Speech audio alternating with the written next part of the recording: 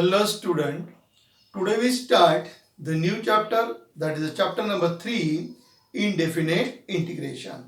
Indefinite integration देखने के पहले अपन चैप्टर नंबर 1 और चैप्टर नंबर 2 में क्या पढ़े वो अपने को पता होना चाहिए, क्योंकि ये जो चैप्टर नंबर 3 है ये टोटली चैप्टर आपका चैप्टर नंबर 1 और चैप्टर नंबर 2 पे क्या करता है, डिपेंड करता है। चैप्टर नंबर 1 कौन था आपके पास में, डिफरेंशिएशन था। इस डिफरेंशिएशन चैप्टर में अपन क्या करते थे, dy बाय dx निकालते थे। यानी dy बाय dx मतलब क्या होता था, the rate of change of dependent variable with respect to the independent variable. Okay, फिर उसके बाद में अपन ने अलग अलग टाइप के उसके अंदर डेरिवेटिव्स फाइंड आउट किया था। एक्सपोनेंशियल फंक्शन के डेरिवेटिव्स, अलजेब्रिक फंक्शन हो गया उसके derivatives, trigonometric, inverse trigonometric, nth order derivatives, ऐसा बहुत कुछ मटेरियल अपन ने डिफरेंशिएशन में अपन ने देखा हुआ था। ओके, डिफरेंशिएशन मतलब क्या है, इट इज द प्रोसेस। वो क्या है, प्रोसेस है। किसकी प्रोसेस है, to find out the derivatives of the dependent variable with respect to the independent variable. Okay, फिर चैप्टर नंबर 2 जो था वो आपका था एप्लीकेशन ऑफ डेरिवेटिव्स था, जिसको शॉर्टकट में अपन क्या बोलते थे, एओडी बोलते थे, है ना, एप्लीकेशन ऑफ डेरिवेटिव्स। तो एप्लीकेशन ऑफ डेरिवेटिव्स में क्या किया कि जो भी आपने डिफरेंशिएशन में पढ़ा हुआ है उसका अपन कहाँ कहाँ पे यूज कर सकते हैं वो अपन ने देखा हुआ है। टोटल 6 फील्ड है जहां पे अपन क्या कर सकते थे, उसको यूज कर सकते थे। ओके, जैसे equation of tangent and normal find out करने के लिए, अप्रोक्सीमेट वैल्यू अगर आपको फाइंड आउट करना है, उसके बाद में rate of change of measures में आपने उसको यूज किया, इंक्रीज एंड डिक्रीजिंग फंक्शन में आपने यूज किया कि अगर आपको फंक्शन दिया है वहां पे कहाँ पे आपको मैक्सिमम वैल्यू मिलती है और मिनिमम वैल्यू मिलती है। ऐसे बहुत सारे फील्ड के अंदर आपने क्या किया, जो भी आपने डिफरेंशिएशन चैप्टर में पढ़ा हुआ है उसका क्या किया, आपने यूज किया। ओके, अब अपन थर्ड नंबर का चैप्टर पे जाने वाले हैं। थर्ड नंबर का चैप्टर जो है वो इनडेफिनेट इंटीग्रेशन है। अगर में शॉर्टकट में इसको अपन इंटीग्रेशन ही बोलते हैं, बहुत कम लोग इसको इनडेफिनेट इंटीग्रेशन बोलते हैं। ओके, तो टोटल ये जो है ये अपने पास में थर्ड नंबर का chapter, that is indefinite integration, चौथे नंबर का चैप्टर डेफिनेट इंटीग्रेशन, और पांचवें नंबर का चैप्टर है जो एप्लीकेशन ऑफ डेफिनेट इंटीग्रेशन। तो चैप्टर नंबर 3, 4, 5 इनका एक कंबो पैक बनता है, और वो पूरे कंबो पैक को जनरली उसको रेफर करते हैं अपन इंटीग्रेशन। ध्यान में, तो सबसे पहले अपन यहां देखेंगे कि इंटीग्रेशन होता क्या है। आई बात ध्यान में, totally this chapter is depend upon the chapter number 1 and chapter number 2। अगर आपने चैप्टर नंबर 1 और चैप्टर नंबर 2 की अगर पढ़ाई नहीं किया होगा तो ये चैप्टर आपको समझने में परेशानी जाएगी। जिस बच्चे का चैप्टर नंबर 1 एकदम अच्छी तरीके से है उसको ये चैप्टर में कोई भी परेशानी जाएगी नहीं। क्यों, क्योंकि चैप्टर नंबर 1 के आपको फॉर्मूले लर्न है, तो ये चैप्टर के फॉर्मूले लर्न करने की जरूरत नहीं है। मैथमेटिक्स बोले तो फॉर्मूले आते ही, बगैर फॉर्मूले के मैथमेटिक्स होता नहीं है। अगर आपने वो चैप्टर अगर अच्छे से नहीं किया तो ये भी चैप्टर आपको परेशानी देगा। तो इसलिए मैं आपको यही सजेशन दूंगा कि पहले आप चैप्टर नंबर 1 कंप्लीट कीजिए, फिर चैप्टर नंबर 2 कंप्लीट करके फिर आप चैप्टर नंबर 3 पे आइए। नहीं तो आपको चैप्टर नंबर 3 के फॉर्मूले लर्न करना पड़ेगा। जिन बच्चों का डेरिवेटिव्स एकदम स्ट्रांग है या जिस बच्चों का कंसेप्ट एकदम क्लियर है डेरिवेटिव्स को, उसको इसमें के एक भी फॉर्मूले लर्न करने की जरूरत नहीं रहेगी। क्यों, क्योंकि this chapter is depend upon the previous 2 chapter. Okay, तो अब अपन चलते हैं इंटीग्रेशन के ऊपर कि ये इंटीग्रेशन होता क्या है। मैं तो यहाँ पे इंटीग्रेशन के बारे में लिखता हूं, तो इंटीग्रेशन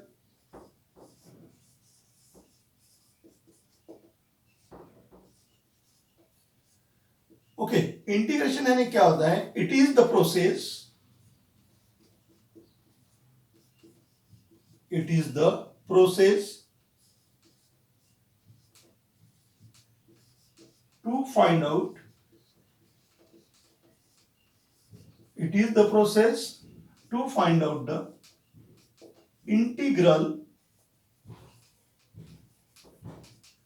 from the integrand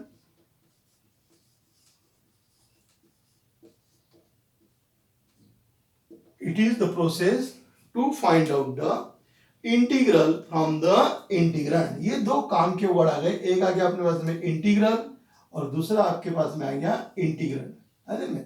जैसे डिफरेंशिएशन, डिफरेंशिएशन क्या था, प्रोसेस थी। Differentiation it is also the process to find out the derivatives of the independent variable with dependent variable with respect to the independent variable. तो उसी तरीके से integration जो है वो क्या है, प्रोसेस है। So integration it is the process to find out the integral from the integrand, to find out the integral from the integrand. Okay, इसी को अपन ऐसा लिखते हैं, integration of f of x d x that is equal to g of x plus c. अब इसमें क्या हो गया, ये जो आपका एफ ऑफ एक्स है, इस एफ ऑफ एक्स को बोलते हैं अपन इंटीग्रेंड. एफ ऑफ एक्स को क्या बोलते हैं, इंटीग्रेंड. इस इंटीग्रेंड पे से अपने क्या निकाला, इंटीग्रल निकाला. तो ये जो आपका जी ऑफ एक्स है, ये जी ऑफ एक्स को बोलेंगे अपन इंटीग्रल. क्या बोलेंगे इसको, इंटीग्रल. और ये जो साइन आपने दिख रहे हैं, इस साइन को बोलते हैं integration, sign of integration.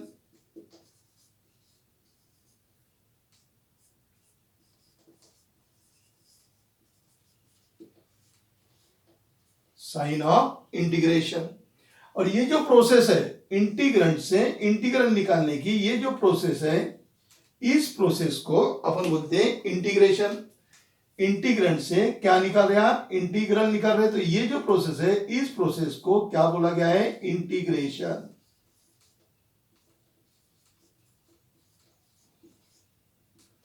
So this is called as integration. Okay, क्या क्या देखा अपन, देखिए, it is the process to find out the integral. ये आपका इंटीग्रल है. इंटीग्रल कहां से निकाला आपने, इंटीग्रल से निकाला. तो एफ ऑफ एक्स जो है वो इंटीग्रल हो गया, जी ऑफ एक्स है वो क्या हो गया, इंटीग्रल. तो इंटीग्रल पे से इंटीग्रल निकालने की जो प्रोसेस है, उस प्रोसेस का नाम क्या है, इंटीग्रेशन है. क्या है उस प्रोसेस का नाम, इंटीग्रेशन है ना. एक सिंपल एग्जांपल लेते हैं अपन. ओके, सिंपल एग्जांपल के अंदर पहले आपको एक फॉर्मूला लिख के देता हूं मैं आपको, और उसके बाद में फिर अपन इसको वन बाय वन क्या करेंगे, कैरी ऑन करते जाएंगे. तो इंटीग्रेशन का मेरे पास में एक फॉर्मूला दिया हुआ है, वो फॉर्मूला मैं यहां पे लिख लेता हूं.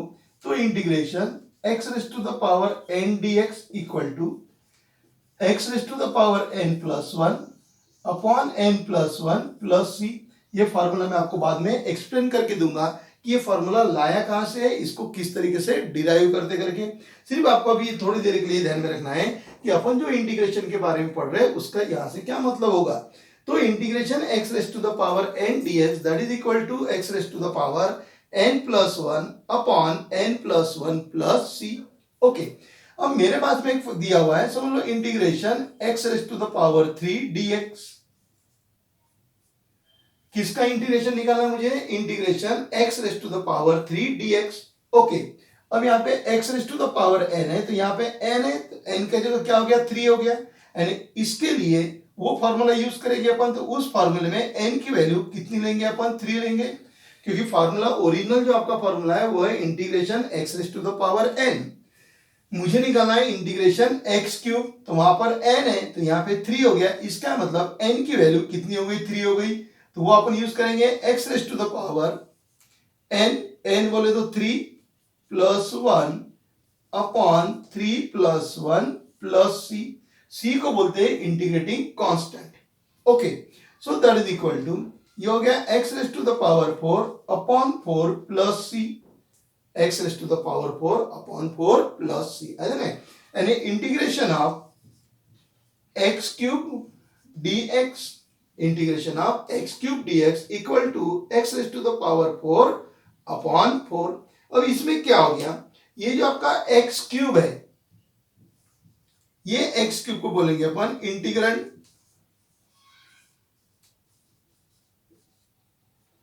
इसको क्या बोलेंगे अपन, इंटीग्रेंड. और ये जो आपका आ गया हुआ है x raise to the power 4 upon 4, इसको बोलेंगे अपन integral.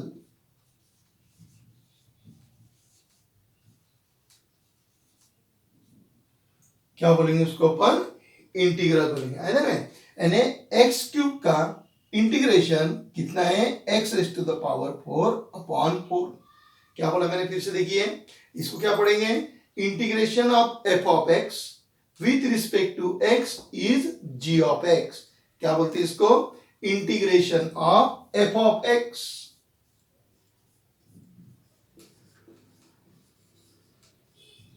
Integration of f of x with respect to x is g of x. Integration of f of x का integration with respect to x is g of x. Okay, तो integration of x cube with respect to x is x raise to the power 4 upon 4. Okay, तो यहां से अपन ये find out कर लिया. तो ये इंटीग्रेंड हो गया और ये क्या हो गया, इंटीग्रल. और ये जो प्रोसेस है उस प्रोसेस को अपन क्या बोलेंगे, इंटीग्रेशन बोलेंगे. ओके, फिर कभी कभी ये जो इंटीग्रेशन है, ये इंटीग्रेशन को कभी कभी एंटी डेरिवेटिव्स भी बोलते हैं. क्या बोलते हैं उसको, एंटी डेरिवेटिव्स. तो this integration is also known as anti derivatives.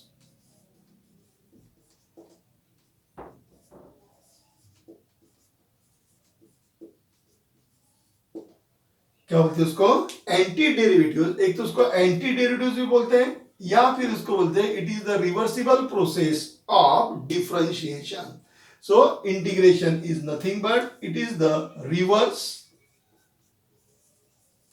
process of differentiation. Reverse process of differentiation. अब रिवर्स प्रोसेस का मतलब क्या होता है अपन देख लेते हैं.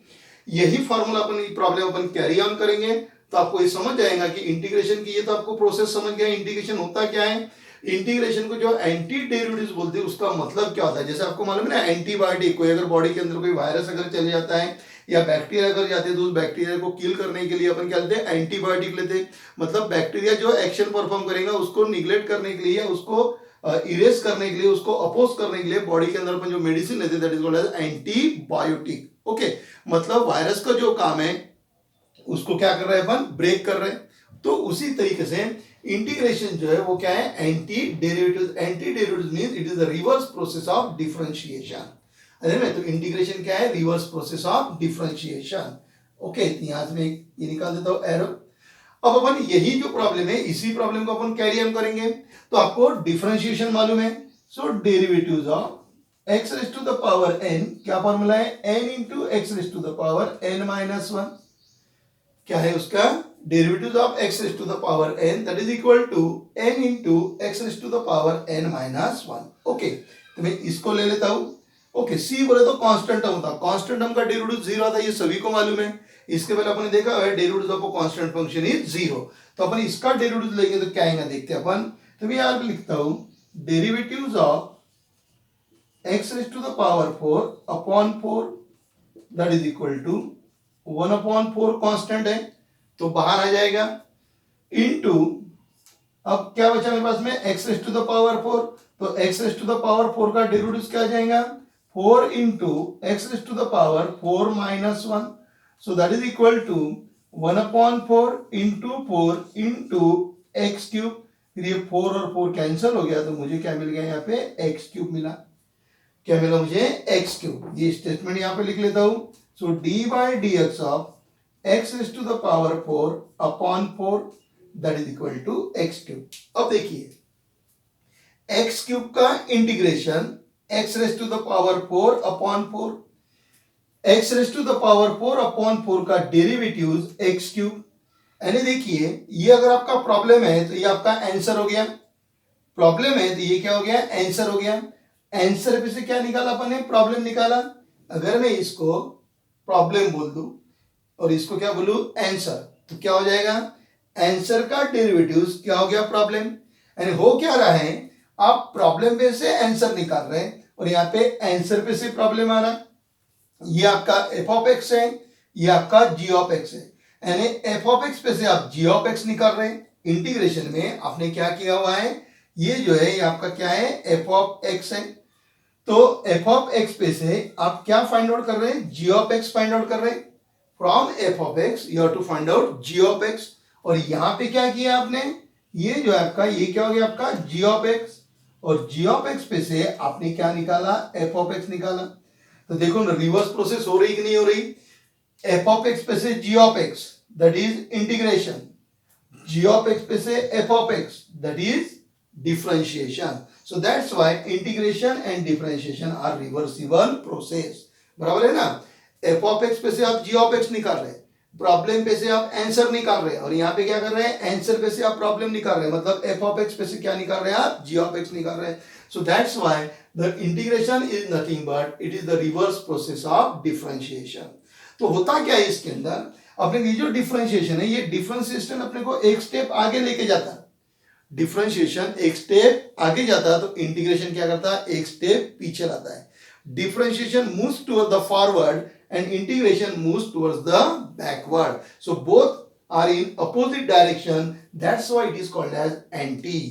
दोनों का डायरेक्शन कैसा है, अलग अलग है. एक सामने जा रहा है तो दूसरा क्या कर रहा है, पीछे आ रहा है. तो एक इधर से जा रहा है, दूसरा उधर से आ रहा है. डेरिवेटिव ऐसा जाता है, इंटीग्रेशन ऐसा आता है. सो that's why it is the anti derivative. तो ये इंटीग्रेशन है. इंटीग्रेशन का भी आपने देखा है एंटी डेरिवेटिव क्यों बोलते हैं. ये सिंपल आपको ये ध्यान में रखना है कि इंटीग्रेशन होता क्या है. Integration is nothing but the process. जैसे डिफरेंशिएशन प्रोसेस है, वैसा ही इंटीग्रेशन क्या आपकी प्रोसेस है. वो प्रोसेस करता क्या है, इंटीग्रल फाइंड आउट करता है. कहां से, इंटीग्रेंड पे से.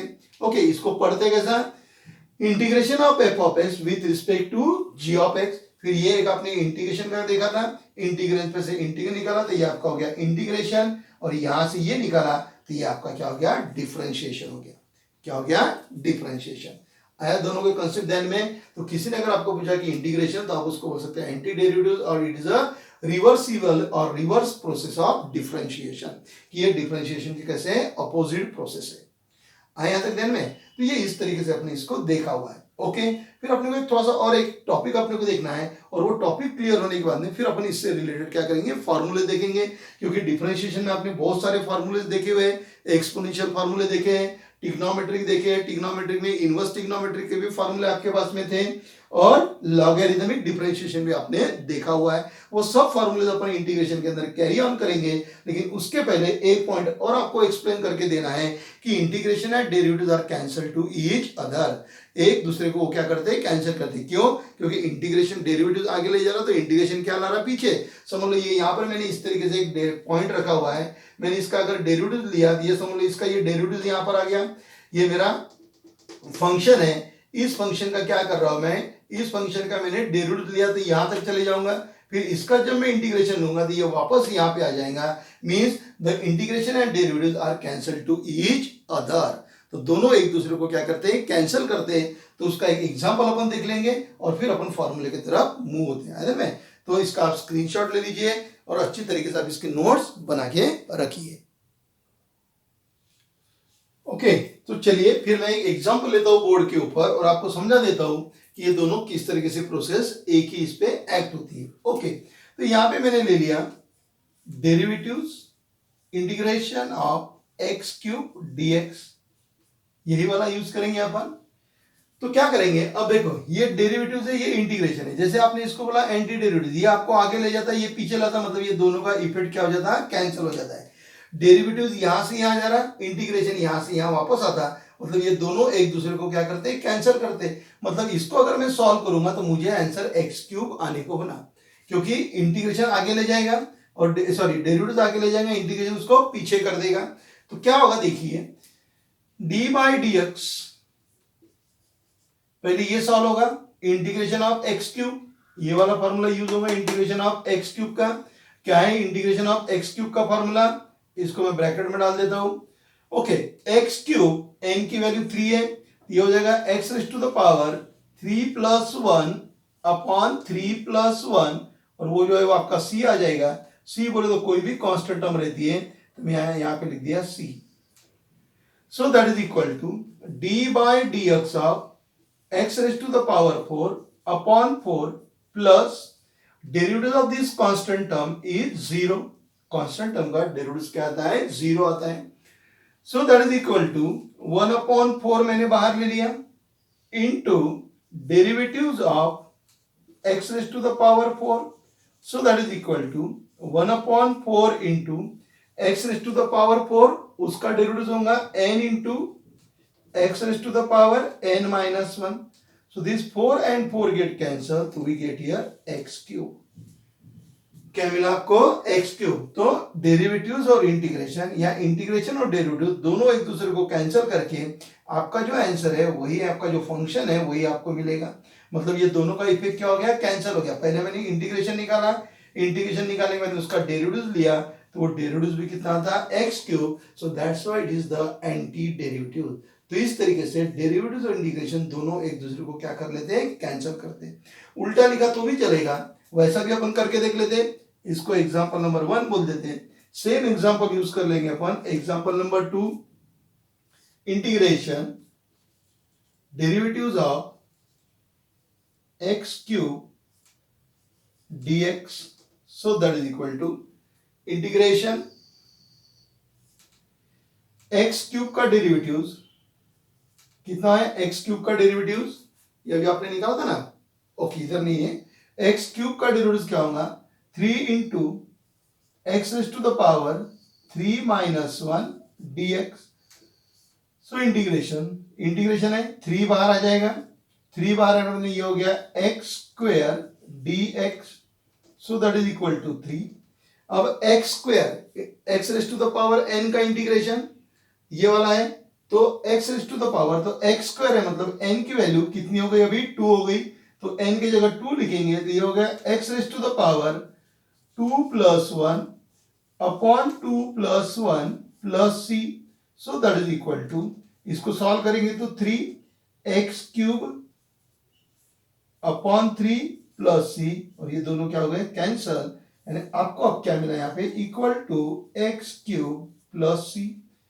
कितना मिल गया, एक्स क्यूब प्लस सी। तो देखिए ये जो आपका इंटीग्रेशन और डेरिवेटिव्स कैंसिल हो गया और आपको क्या मिला, एक्स क्यूब।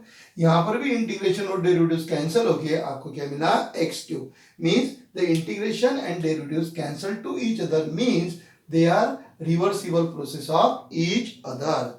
दोनों की प्रोसेस कैसी है, रिवर्स प्रोसेस है। अरे में सी का टेंशन नहीं है क्योंकि सी बोलते क्या है, कांस्टेंट टर्म। अगर मैं यहाँ पे समझ लो 5 लिखता तो 5 का डेरिवेटिव भी कितना होता था, 0। समझ लो ये जो है यहाँ पे मैंने अगर 5 ऐड कर दिया होता तो यहाँ पे सी की जगह कितना आता था, 5 आता था, तो 5 का भी डेरिवेटिव कितना होता है, 0। आप कोई भी कांस्टेंट टर्म लो उसका डेरिवेटिव कितना आएगा, 0। तो सी जो है वो आर्बिट्ररी कांस्टेंट है, सी की वैल्यू कुछ भी रह सकती है, सी की वैल्यू कुछ भी रहेगी और वो कोई भी कांस्टेंट रहेगा। जैसे 5 है तो भी उसका डेरिवेटिव 0, अगर यहाँ पे मैं 30 लिखूं तो भी उसका डेरिवेटिव 0, अगर मैं यहाँ पे e raise to the power a लिखूं तो e raise to the power a जो है वो कांस्टेंट है, e raise to the power x नहीं है, e raise to the power a बोला तो उसका भी डेरिवेटिव कितना आएगा, 0 ही आएगा। तो c can take the infinite value, c जो है वो कोई भी वैल्यू ले सकती है, क्यों, क्योंकि वो कांस्टेंट है और कांस्टेंट का डेरिवेटिव हमेशा क्या आता है, 0 आता है। ओके तो इस तरीके से ये इंटीग्रेशन का एक थियोरेटिकल थोड़ा सा अपने को स्क्रीनशॉट मैंने आपको बताया इसमें इंटीग्रेशन में रहता क्या है करके। अरे में अब अपने इंटीग्रेशन से रिलेटेड फार्मूले की क्या करते हैं अपन, स्टडी करते। जिस तरीके से आप लोगों ने डिफरेंशिएशन के फार्मूले की स्टडी किया था, डिफरेंशिएशन के फार्मूले आपने लर्न करके रखे हुए, उसी के हेल्प लेके अपन इंटीग्रेशन के भी फार्मूले क्या करेंगे, अभी अपन ध्यान में रखने की कोशिश करेंगे। फार्मूले पूरे फार्मूले लर्न करने की जरूरत नहीं है अगर आपको डिफरेंशिएशन के फार्मूले लर्न है तो। ओके तो फिर ये इतना अच्छी तरीके से नोट डाउन कर लीजिए, फिर मैं इसको इरेज करके अब अपन फार्मूले की तरफ क्या करेंगे, स्टार्ट करेंगे। ओके तो नोट डाउन करो और फिर अपन फार्मूले स्टार्ट करते हैं।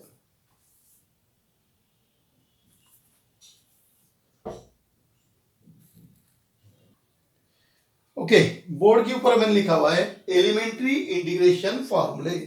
तो अपने को अभी इंटीग्रेशन से रिलेटेड फार्मूले की क्या करना है, स्टडी करना है अपने को।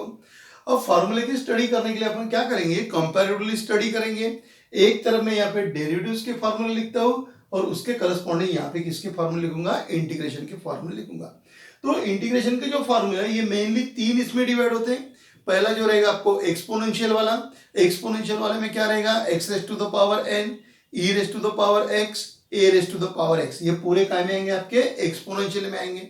सेकंड जो रहेगा वो ट्रिग्नोमेट्रिक से रिलेटेड रहेगा, sine, cos, tan, cot, sec and cosec के रहेंगे। और थर्ड जो रहेंगे वो आपके लॉगरिथमिक मतलब लॉग से रिलेटेड रहेंगे। ओके तो 3 इसमें आपके ये इंटीग्रेशन के फॉर्मूले क्या होते हैं, डिवाइड होते हैं। तो चलिए एक तरफ मैं आपको डिफरेंशिएशन के लिख के देता हूं और एक तरफ क्या करता है मैं इंटीग्रेशन के लिख के देता हूं। तो पहला फॉर्मूला अपने को मालूम है डेरिवेटिव्स का, 1 बाय 1 अपन देखेंगे आसानी से। है ना, पहले आप इसको अच्छी तरीके से समझ लीजिए तो फिर अपने को इंटीग्रेशन में प्रॉब्लम जाएगा नहीं। ओके पहला फॉर्मूला जो बेसिक फॉर्मूला अपना डिफरेंशिएशन का है वो derivatives of x raise to the power n that is equal to n into x raise to the power n minus 1।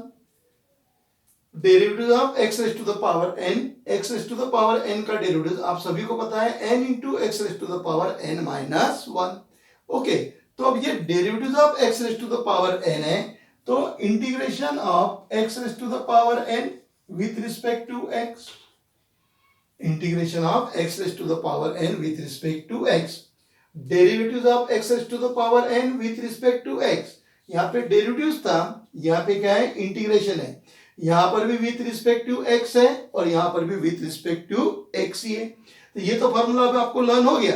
अब इसका फॉर्मूला क्या बन जाएगा, x raise to the power n plus one upon n plus one plus c, integration of x raise to the power n dx that is equal to x raise to the power n plus one upon n plus one plus c। ये हो गया आपका पहला formula. है ना? अब ये formula कहा किस तरीके से लिया हुआ है, मैं यहाँ पे आपको समझा के देता हूँ शॉर्टकट में कि फॉर्मूला कहाँ है।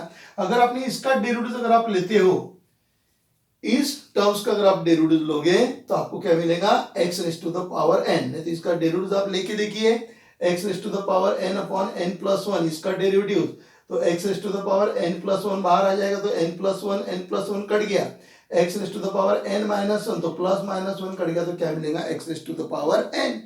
तो इसीलिए x raise to the power n का इंटीग्रेशन कितना था, x raise to the power n plus one upon n plus one. Okay, फिर इसी का दूसरा टाइप आपको दिया हुआ है, derivatives of f of x raise to the power n, f of x raise to the power n। Okay, तो x के जगह क्या आएगा, f ऑफ x आएगा, तो ये x के जगह क्या लिखूंगा मैं, f ऑफ x। तो x raise to the power n का फॉर्मूला आपको पता है, तो this x is replace by f of x, तो क्या हो जाएगा, n into f of x n minus one into derivative of f of x, और f ऑफ x का डेरिवेटिव कितना होता है, f डैश x। बात क्लियर है, ये आपको पता है कि नहीं पता है। यहां पर भी अपन डेरिवेटिव लेते हैं, लेकिन x का डेरिवेटिव कितना आता है, वन। यहाँ पे जो फंक्शन है उस फंक्शन का यहाँ में क्या लिखता है, डेरिवेटिव, तो उस फंक्शन का x का डेरिवेटिव कितना आएगा, वन, और वन से मल्टीप्लाई करो तो वही नंबर मिलता, इसीलिए अपन x का डेरिवेटिव लिखते नहीं।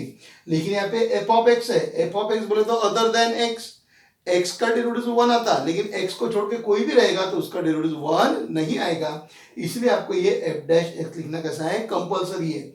यहां पर भी अपन डेरिवेटिव लेते हैं, लेकिन वो डेरिवेटिव लिखते नहीं, क्यों, क्योंकि x का डेरिवेटिव कितना था, वन, और वन से आप काय को भी मल्टीप्लाई करो तो वही टर्म्स मिलती, इसीलिए इनटू वन लिखने की जरूरत नहीं है। लेकिन यहाँ पे f ऑफ x आ गया। f ऑफ x कब बोलते हैं, जब x के अलावा कुछ अगर आपके पास में है, then it is called as f of x, और फिर f ऑफ x आने के बाद में उसका यहाँ डेरिवेटिव लेना पड़ेगा, क्योंकि x का डेरिवेटिव वन आता, बाकी किसी का भी डेरिवेटिव वन आता नहीं। तो इसीलिए f of x raise to the power n, उसका derivative n into f of x n minus one into f dash x, इसी का इंटीग्रेशन लेंगे, integration f of x raise to the power n dx, this x is replace by f of x। तो ये जो x है ये f of x से replace हो जाएगा, तो क्या बन जाएगा formula, f of x raise to the power n plus one upon n plus one into f dash x plus c, into f dash x plus c। यहां पर भी वही कंडीशन है, यहां पर भी मैं अगर x का डेरिवेटिव लूंगा तो वन आएगा, वन से मल्टीप्लाई करूंगा तो मुझे क्या मिलेगा, n प्लस वन। लेकिन यहाँ पे f ऑफ x है, अदर देन x है करके उसका डेरिवेटिव वन आने की चांस नहीं है। ओके, अब मेन बात ध्यान में रखिए कि जैसे आपने बोला था कि डेरिवेटिव्स और इंटीग्रेशन ये कैसे है, रिवर्सिबल प्रोसेस है। तो देखो यहां पर भी आपको मालूम है, तो दोनों अपोजिट जाते कि नहीं जाते, कैसे देखिए, यहां पर f डैश x कहां पे आ गया, इनटू में आ गया, f डैश x कहां आया, इनटू में। डेरिवेटिव लेते समय f डैश x इनटू में आ रहा, इंटीग्रेशन लेते समय f डैश x कहां पर आ रहा, डिवाइड में आ रहा। यहां पर इनटू में आ रहा, और इनटू के अपोजिट क्या होता है, डिवाइड। तो है दोनों रिवर्सिबल प्रोसेस, ये सामने लाता और ये कहां पे ला रहा, डाउन में ला रहा। ये फ्रंट में लिखते और यहाँ पे कहा लिखा, डाउन में लिखा। यानी इसका ही मतलब ये f डैश x इसको मल्टीप्लाई है और ये f डैश x इसको क्या है, डिवाइड है। एक तरफ मल्टीप्लाई होता है और एक तरफ क्या होता है, डिवाइड होता है। क्यों? क्योंकि दोनों कैसी प्रोसेस है, रिवर्स प्रोसेस है, both are the reverse process. तो डेरिवेटिव्स में सामने लिखे जाता, मतलब मल्टीप्लिकेशन में लिखे जाएगा, और इंटीग्रेशन में कहाँ लिखे जाएगा, वो डिवाइड में लिखे जाएगा। यानी यहाँ पर न्यूमरेटर में लिखा जाएगा और यहाँ पर डिनोमिनेटर में लिखा जाएगा, है ना, because both are the reversible process. Okay, तो ये हो गया एफ ऑफ एक्स से रिलेटेड।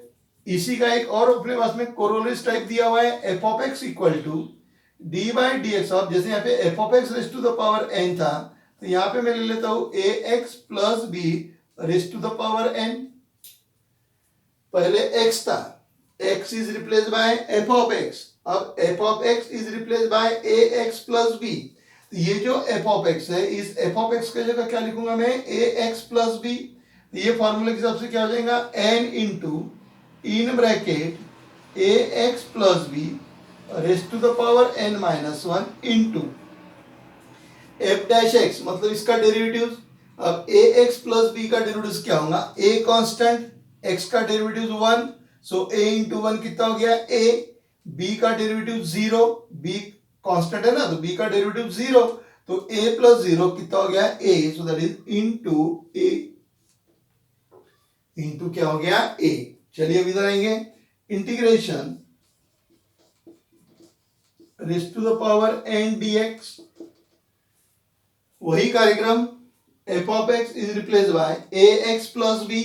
ये एफ ऑफ एक्स की जगह लिख लेता हूं मैं, क्या लिखूं यहाँ पे, a x plus b raise to the power n plus one upon a x plus b into derivative of this term. तो a x plus b, sorry a x plus b, तो यहां पे आएगा n plus one into derivative of this term. तो इसका आपको derivative लेना है, तो इसका डेरिवेटिव क्या हो जाएगा, जैसे यहाँ पे एफ डैश एक्स आया ना, तो एफ ऑफ एक्स का डेरिवेटिव, तो वैसे इसका डेरिवेटिव और ए एक्स प्लस बी का डेरिवेटिव कितना होता है ए, और ये हो गया प्लस सी। में तो x raise to the power n से रिलेटेड मैंने फॉर्मूला आपको लिख के दिए हुए हैं में। तो फॉर्मूला अच्छी तरीके से, ये फॉर्मूला आपको लर्न है, इसको देख के ही आपको उसको लिखते आता। सिर्फ डिफरेंस क्या है, यहाँ पे मल्टीप्लीकेशन में आता, उधर कहाँ आता, डिवाइड में आता। ओके, अब सेकंड नंबर का, ये भी एक्सपोनेंशियल वाला है। अब सेकंड नंबर वाला जो है वो भी एक्सपोनेंशियल वाला ही रहेगा। So derivatives of e raise to the power x, तो उसका डेरिवेटिव क्या होता है, e raise to the power x ही होता है। तो यहां पे आ जाएंगे अपन, integration e raise to the power x dx, तो उसका भी e raise to the power x plus c. Derivatives of e raise to the power f of x, तो e raise to the power f of x का derivative x is replace by f of x, so e raise to the power f of x into f dash x, derivative होने की वजह से multiply हो गया। So integration e raise to the power f of x dx that is equal to e raise to the power f of x upon f dash x plus c। देखो कितना आसान है फॉर्मूला लिखना, derivative पे से integration लिख रहे हैं, ओरिजिनल मालूम है, तो उसके बाद में उनके दोनों अपने को सब वाले फॉर्मूले मालूम है।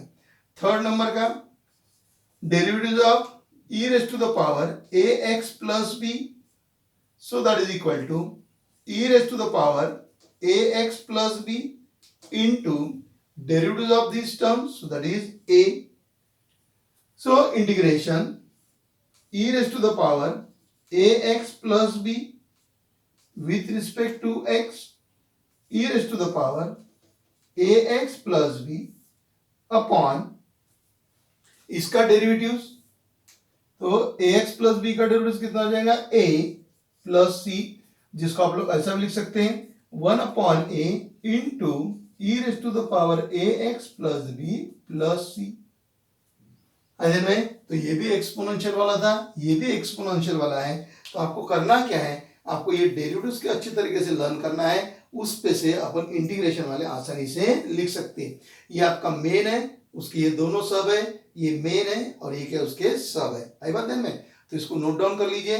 अब एक और एक्सपोनेंशियल वाला बचा हुआ है a raise to the power x का, तो आप इसको नोट कीजिए, फिर मैं इरेज करके a raise to the power x का लिख के देता हूं। ओके, थर्ड नंबर का लिखता हूं अभी, derivatives of a raise to the power x. तो a raise to the power x का डेरिवेटिव क्या होता है? A raise to the power x into log a. So integration of a raise to the power x dx that is equal to a raise to the power x upon log a. यहां पे सामने आएगा, उधर का आएगा, नीचे आएगा, plus c. अगर मैंने इसका डेरिवेटिव लिया तो मुझे ये वाली टर्म मिलेगी, क्योंकि देखो a raise to the power x का derivative a raise to the power log a, तो इसका derivative a raise to the power log a. Log a क्या हो गया? कैंसल। बचा क्या है? A raise to the power x. Derivatives of a raise to the power f of x that is equal to a raise to the power f of x into a raise to the power f of x. X की जगह क्या आ जाएगा? F of x आएगा। तो a raise to the power f of x into log a into derivatives of f of x. So integration of a raise to the power f of x dx that is equal to a raise to the power f of x. इसको ध्यान में रखते हुए formula लिखना है आपको। x उसके जगह एफ ऑफ एक्स, तो a raise to the power f of x upon log a, और इंटीग्रेशन होने की वजह से एफ डैश एक्स कहां आएगा? डिनोमिनेटर में आएगा। यहां पे न्यूमरेटर में आएगा और यहां पे डिनोमिनेटर में आएगा। So derivatives of a raise to the power, अब ये ए और यहां वाले ए में डिफरेंस आने को ना करके मैं इसको कैपिटल लिख देता हूं, a x plus b, a raise to the power a x plus b that is equal to a raise to the power a x plus b into log a into derivative of this term.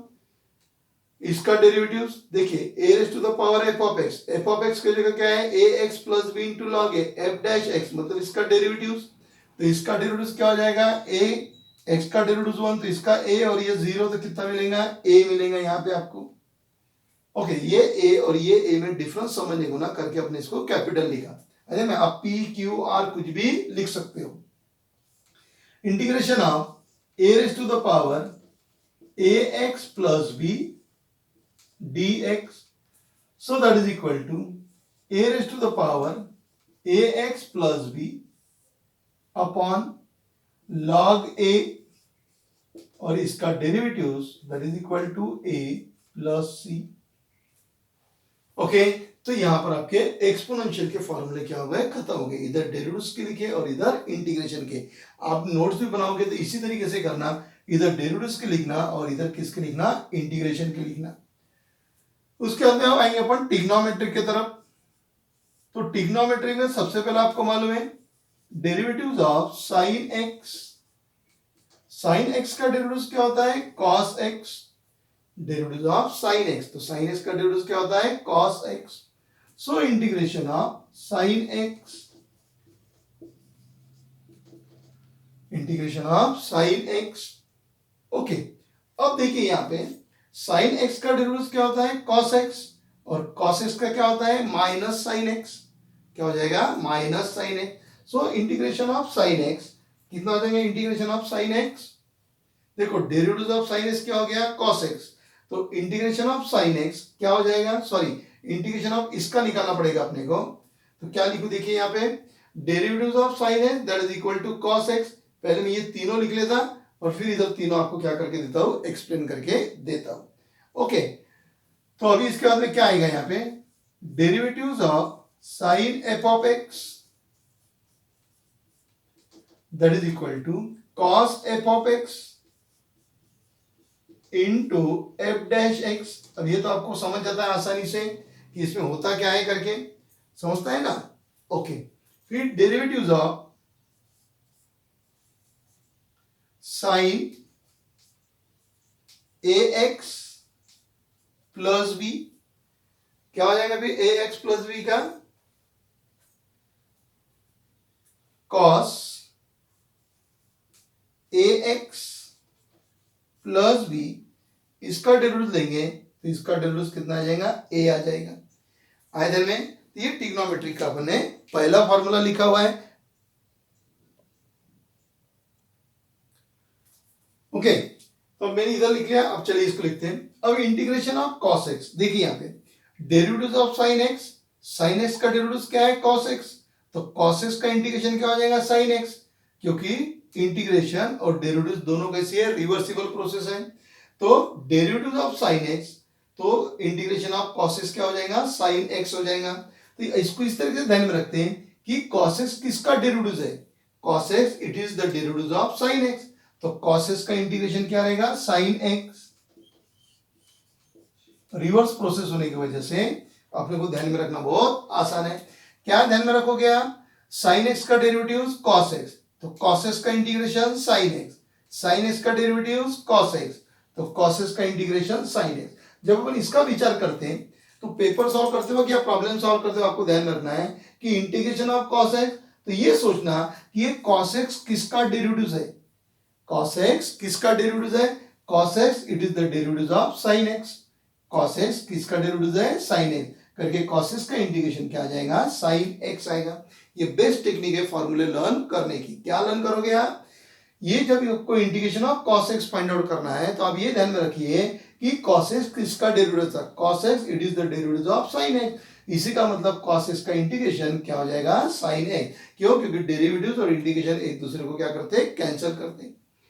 फिर ये वाले फॉर्मूले के लिखेंगे F of x के लिए, तो integration of cos f of x dx, फिर से वही cos किसका डेरिवेटिव है, साइन का, ये हो गया साइन f ऑफ x, और क्या ले रहे अपन उसका इंटीग्रेशन करके f डैश x का में आएगा, नीचे आएगा, करके f डैश x का आएगा नीचे, डेरिवेटिव में कहा था सामने और इंटीग्रेशन में क्या आएगा, नीचे आएगा। तो उसी तरीके से integration of cos ax plus b dx, फिर वही सोचेंगे अपन, इधर क्या दिया है उसका नहीं टेंशन, इसको सोचना, cos it is the derivative of sin, तो cos ax प्लस बी है और cos sin का है, करके sin ax plus b upon ax plus b का डेरिवेटिव a प्लस सी। अगर आपकी इच्छा है तो आप ऐसा भी लिख सकते हैं, 1 upon a into sine a x plus b plus c, ऐसा लिखा तो भी चलेगा और इस तरीके से लिखा तो भी चलेगा। है बदल में, तो ये हो गया यहाँ तक एक्सपोनेंशियल में। और ये ट्रिग्नोमेट्री का पहला फॉर्मूला आपने देखा कि derivative of sine x is cos x, तो integration of cos x is sine x. Okay, अब इसका अपन ट्रिग्नोमेट्री के बचे हुए फॉर्मूले लिखेंगे, तो आप नोट डाउन कर लीजिए। Okay, so problem number formula number 5, derivatives of cos x, cos x का डेरिवेटिव क्या होता है, minus sine x, cos x का डेरिवेटिव माइनस साइन x, इसी को अपन ऐसा लिख सकते हैं, और derivatives of minus cos x, तो क्या हो जाएगा, देखिए cos x का डेरिवेटिव माइनस साइन x, तो माइनस cos x का डेरिवेटिव क्या होता है, साइन x, क्योंकि ये माइनस और ये माइनस कट हो जाएगा, तो माइनस cos x उसका डेरिवेटिव क्या होता है, साइन x। तो इसी का अपन उधर फायदा लेंगे, तो derivative of minus cos x that is equal to sine x, इसका मतलब integration of sine x dx that is equal to क्या, देखिए साइन x किसका डेरिवेटिव है, माइनस cos x का, sine x it is the derivative of minus cos x। फिर से देखिए साइन x किसका डेरिवेटिव है, माइनस cos x का, माइनस cos x का डेरिवेटिव क्या था, साइन x, तो माइनस cos x मतलब क्या है, साइन x। तो उसी तरीके से integration of sine x is nothing but the minus cos x, इधर इंटीग्रेशन आएगा, इधर इंटीग्रेशन आएगा, ये दोनों कट गए और ये दोनों कट गए, तो बचा क्या, माइनस cos x। तो integration of sine x dx that is equal to minus cos x plus c। क्या ध्यान में रखोगे आप कि साइन x किसका डेरिवेटिव है, माइनस cos x का, इसलिए साइन एक्स का इंटीग्रेशन क्या रहेगा, माइनस कॉस एक्स रहेगा। फिर इसी पे से एफ ऑफ एक्स वाले लिखते जाते हैं आप। So derivative of cos minus cos f of x that is equal to minus cos f of x. तो क्या हो जाएगा फिर minus cos f of x का sine f of x into f dash x, sine f of x into f dash x, इधर भी वही आ जाएगा sine f of x that is equal to sine f of x is equal to क्या हो जाएगा, minus cos f of x upon f dash x plus c. Sine f of x, sine किसका derivative आता, minus cos का आता, तो sine integration किसका आएगा, minus cos f of x, और इंटीग्रेशन होने की वजह से एफ डैश कहां पे आएगा, डिनोमिनेटर में आएगा। So derivatives of minus cos a x plus b that is equal to minus cos का डेरिवेटिव, कॉस का मालूम है साइन, माइनस साइन, तो माइनस माइनस प्लस, तो इसलिए इसका डेरिवेटिव कितना हो जाएगा, sine a x plus b into इसका derivative that is a minus cos a x plus b, उसका derivative sine a x plus b into a. कैसे लिखा समझ गया, देखिए कॉस का डेरिवेटिव माइनस साइन होता है, फिर ये माइनस और यहाँ का माइनस मिला के प्लस कर देगा, बचेगा क्या, साइन। तो integration of sine a x plus b d x that is equal to sine किसका डेरिवेटिव है, माइनस कॉस का, sine it is the derivative of minus cos, sine it is the derivative of minus cos, तो sine का integration क्या हो जाएगा, minus cos a x plus b upon इसका derivative, तो ए एक्स प्लस बी का derivative कितना होता है, ए प्लस सी। ये लिख दिया मैंने कॉस से रिलेटेड। ऐसा ही tan का फॉर्मूला रहेगा, so derivative of tan x, derivative of tan x, tan x का डेरिवेटिव क्या है, sec square x, tan x का derivative sec square x, derivative of tan f of x, तो क्या हो जाएगा, sec square f of x into f dash x. So derivative of tan f of x का हो गया sec square f of x into f dash x, फिर ये हो जाएगा tan a x plus b, tan f of x का आपने लिख दिया, तो उसको ध्यान में रखते हुए tan a x plus b का derivative sec square a x plus B, और ए एक्स प्लस बी का डेरिवेटिव कितना हो जाएगा, ए है ना। अब उस साइड के अपने को लिखना है, पहले इधर के आप देख लीजिए, फिर अपन उस साइड में चलते हैं। ओके, तो क्या लिखेंगे फिर अब हम इसका derivative of tan x sec square x, तो लिखना चालू करते हैं, integration of sec square x dx। तो पहले ये देख लो कि sec स्क्वायर x किसका डेरिवेटिव है, sec square x it is the derivative of tan x, इसी का मतलब sec स्क्वायर x का इंटीग्रेशन क्या हो जाएगा, tan x, है ना।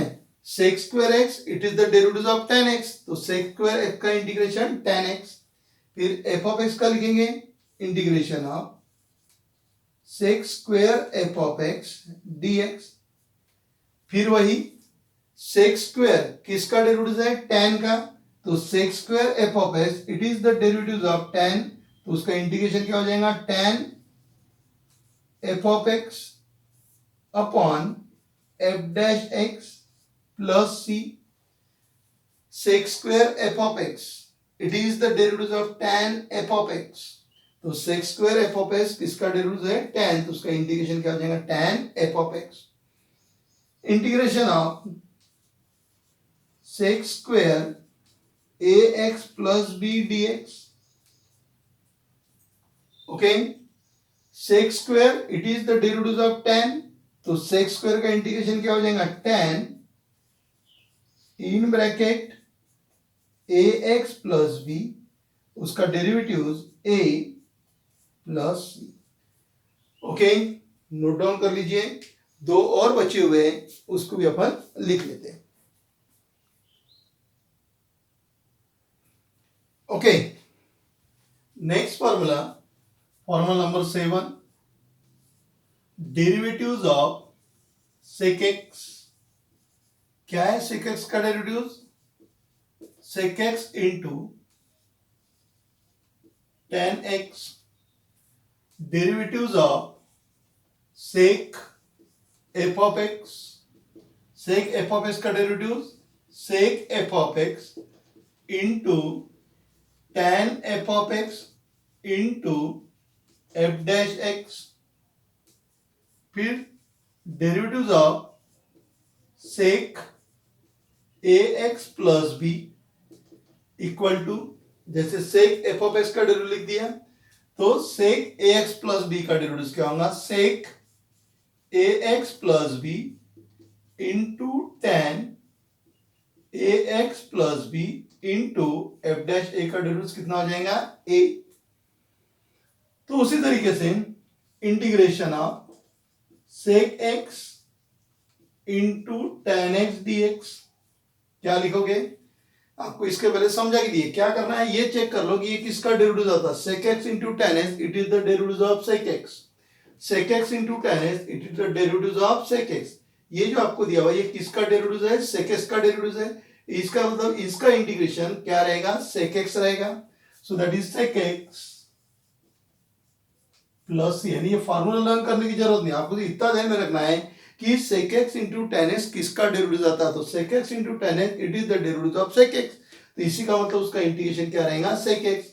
अब एक्स की जगह एफ ऑफ एक्स लिख दो, तो integration of sec f of x into tan f of x d x, that is equal to sec f of x upon f dash x plus c। Integration होने की वजह से नीचे आएगा। Integration of sec f of x की जगह क्या लिखना है आपको?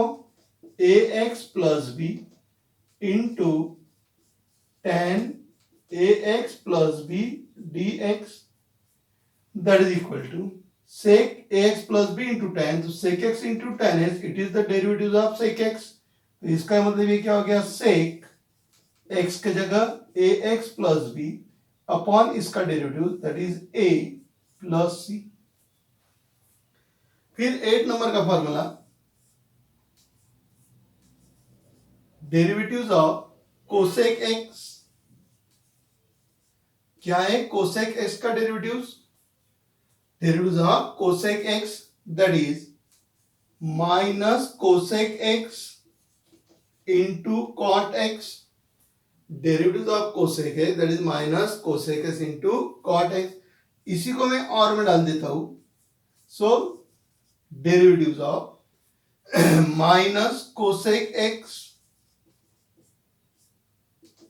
derivatives of minus cosec x। cosec x का minus cosec x into cos x, फिर माइनस का ले रहा हूं तो ये माइनस और ये माइनस कट हो जाएगा, क्योंकि ये माइनस बाहर आएगा, ये और ये कट होके क्या मिलेगा आपको? कोसेक एक्स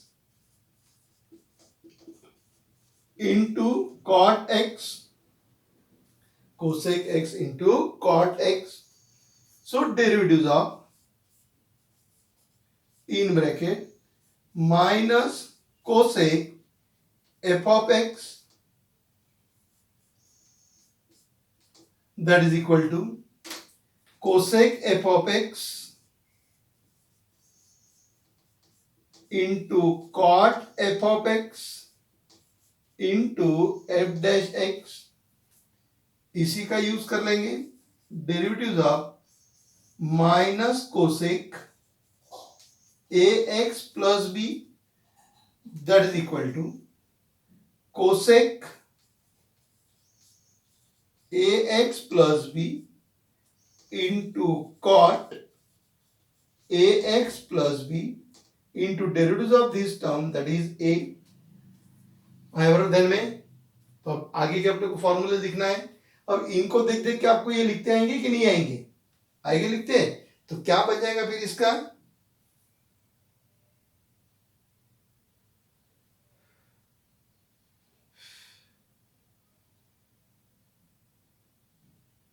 ओके तो चलिए चालू करते फिर अब अपन।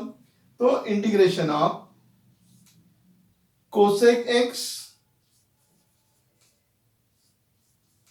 Into cot x dx, cosec x into cot x किसका डेरिवेटिव है, माइनस कोसेक एक्स का। इसका मतलब इसका इंटीग्रेशन क्या आ जाएगा, minus cosec x plus c. Second वाला integration of cosec f of x into cot f of x किसका है, माइनस, ये देख लेना, cosec f of x into cot f of x, it is the derivative of minus cosec f of x upon f dash x plus c. Next integration of cosec a x plus b into cot a x plus b d x. देखिए formula क्या बन जाएगा, cosec x into cot x, it is the derivative of minus cosec x, ये हो जाएगा minus cosec f of x, sorry अपने उसमें ए x plus b है, यहां पे क्या हो जाएगा ए x plus b upon a x plus b का डेरिवेटिव कितना लिख दूं यहाँ पे ए और इधर कर दिया प्लस सी। ओके तो देख लीजिए फॉर्मूले अच्छी तरीके से नोट डाउन कर लीजिए। अब दो फॉर्मूले बचे, एक आपका कॉट वाला बचा हुआ है और एक लॉग वाला। फॉर्मूला नंबर 9, एक लास्ट वाला बचा हुआ है, कौन सा था, डेरिवेटिव्स ऑफ कॉट एक्स, और आपको मालूम है कॉट एक्स का डेरिवेटिव क्या होता है, माइनस कोसेक स्क्वायर एक्स। फिर से इसको अपन वैसे ही लिख लेते हैं, derivatives of minus cot x, so that is equal to cosec square x. Cot x का डेरिवेटिव माइनस, तो माइनस कॉट का क्या हो जाएगा प्लस, और अपने को मालूम है सी से स्टार्ट होने वाले जितने भी ट्रिग्नोमेट्रिक फंक्शन है उसके डेरिवेटिव्स क्या आते हैं, माइनस, ये आप लोगों को पता ही है। ओके एफ ऑफ एक्स की बात कर लेते हैं आप। So derivatives of minus cot f of x that is equal to cosec square f of x into f dash x. Derivatives of minus cot ax plus b that is equal to cosec square ax plus b into derivatives of this term। Okay तो अब इसको देख देख के इधर वाला लिख लेंगे अपन, तो क्या हो जाएगा आपका integration of cosec f of x d, sorry cosec x, पहला आपका सिंपल वाला ओरिजिनल वाला आएगा, तो cosec x d x, cosec square x dx. तो कोसेक स्क्वायर एक्स किसका है, cosec square x, it is the derivative of minus cot x, तो कोसेक स्क्वायर एक्स उसका इंटीग्रेशन क्या रहेगा, minus cot x, so it is minus cot x plus c. F of x का लिख लेते हैं, integration of cosec square f of x dx equal to minus cot f of x upon f dash x plus c, क्योंकि ये derivative है करके f of x सामने f dash x सामने आता है और वो इंटीग्रेशन से नीचे आएगा। तो integration of cosec square ax plus b dx that is equal to minus cosec square, it is the derivative of minus, so it is the minus cot a x plus b upon a x plus b का derivative a plus c. Okay, अब एक last वाला रह गया आपका, so that is derivatives of log x. Log x का derivative 1 upon x, so derivatives of log f of x that is equal to 1 upon f of x into f dash x। Derivatives होने की वजह से वो numerator में लिखा जाएगा। So derivatives of log ax plus b that is equal to 1 upon ax plus b into derivatives of ax plus b that is equal to a, यानी ये हो गया a upon a x plus b, a upon a x plus b. Okay, तो चलिए अब इसको f of x में convert कर देते हैं।